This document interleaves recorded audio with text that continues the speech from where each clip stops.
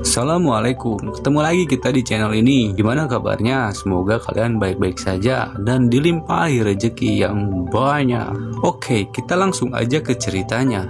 Ceritain aja.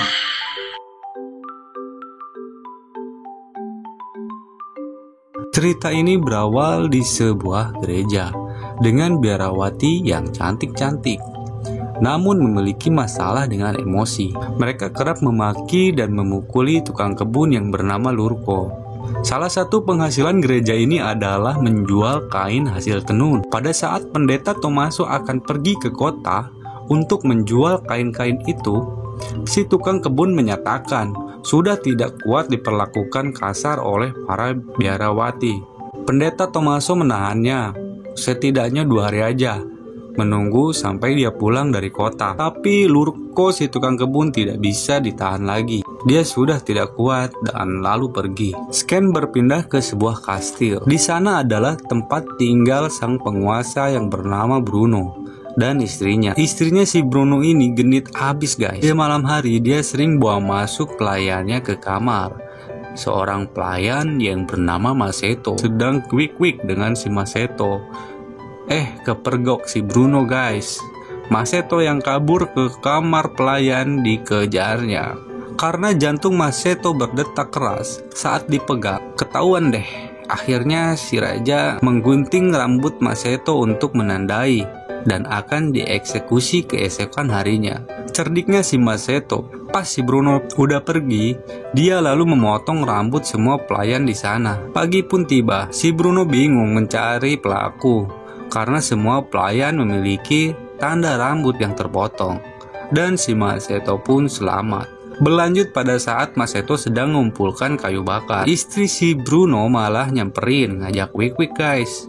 Si Maseto menolak karena takut ketahuan, dan akhirnya memang ketahuan, dan si Maseto lari terbirit-birit menuju ke dalam hutan. Scan berpindah ke pendeta Tomaso yang menjatuhkan semua kainnya. Lalu datang si Maseto. Karena kasihan, dibantulah oleh si Maseto. Dan merasa sudah ditolong, si pendeta itu pun berkata apa yang bisa ia bantu. Dan si Maseto pun meminta tempat bermalam untuk 1 malam saja. Pendeta Tomaso pun menawarkan pekerjaan sebagai tukang kebun dengan syarat dia harus pura-pura bisu dan tuli agar terhindar dari biarawati yang emosional. Pada saat Fernanda dan Alexandra sedang berbincang, si Maseto datang akan memperbaiki sesuatu di sana. Layaknya orang baru guys, si Maseto memberi senyum pada mereka berdua. Si Fernanda malah ngamuk dan akan membacok si Maseto. Untung saja Ibu Maria datang dan menjelaskan si Maseto adalah tukang kebun baru dan dia bisu juga tuli. Selamat deh si Maseto.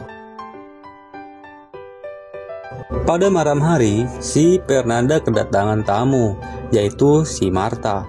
Disinilah awal dari kekacauan guys. Untuk menjamu si Marta, si Fernanda mengajak Alexandra dan si Ginevra minum anggur yang sudah dia curi dari pendeta Tomaso. Sudah sangat mabuk, ternyata si Fernanda dan si Marta itu seorang lesbian. Mereka pun berciuman. Lalu si Fernanda mengantarkan si Ginevra ke kamarnya. Mereka malah berciuman. Terjadilah adegan ese-ese. Keesokan harinya si Maseto sedang berkebun, disamperin sama si Alexandra. Mereka saling tatap dan akhirnya wik-wik di sana. Dan berhenti karena kaget, lonceng gereja berbunyi. Scan berpindah ke si Fernanda dan si Marta yang sedang melakukan ritual.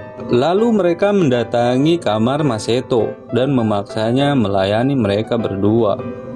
Karena enak, takut maksudnya, si Maseto pun pasrah guys. Skip. Keesokan harinya si Maseto lagi asik bercocok tanam sama si Alexandra. Malah datang biarawati pengajar tenun. Karena kaget, si Maseto mengucapkan sepatah kata yang membuat si Alexandra akhirnya tahu kalau Maseto tidak bisu dan tuli. Dikarenakan yang mergoki sudah tua dan pikun, si Maseto pun berhasil kabur. Di tempat lain, si Ginevra sedang frustasi dan meminum kucubung. Dia jadi sangat tidak terkendali. Beberapa saat kemudian pun si Alexandra datang ke kamar si Maseto, melabraknya, bertanya kenapa berpura-pura bisu dan tuli. Sedang dalam pertengkaran, masuklah si Ginevra, lalu si Alexandra sembunyi. Ternyata si Ginevra ngajak wik-wik si Maseto. Pas lagi enjoy, terdengar suara orang menuju ke sana. Si Ginevra pun bersembunyi. Malah di tempat yang sama dengan si Alexandra. Ternyata yang datang adalah si Fernanda. Dia mengikat Maseto dan membawanya ke hutan. Si Alexandra dan si Ginevra pun mengikutinya. Di sini baru ketahuan guys, kalau si Fernanda itu adalah seorang penyihir dan Maseto akan dijadikan tumbal. Karena mabuk kucubung, si Ginevra mengacaukan semuanya. Dia pun mendatangi gereja dan membangunkan semua orang dan menceritakan semuanya kepada pendeta kepala. Sedang ramai orang di depan kamarnya Maria, malah pendeta Tommaso keluar dari sana. Lagi ngapain coba? Keesokan harinya, semua orang yang terlibat dalam skandal itu diadili oleh pendeta kepala. Dan Tommaso pun dicabut kependetaannya karena memiliki hubungan terlarang dengan Maria. Akhirnya pihak gereja menyerahkan si Maseto.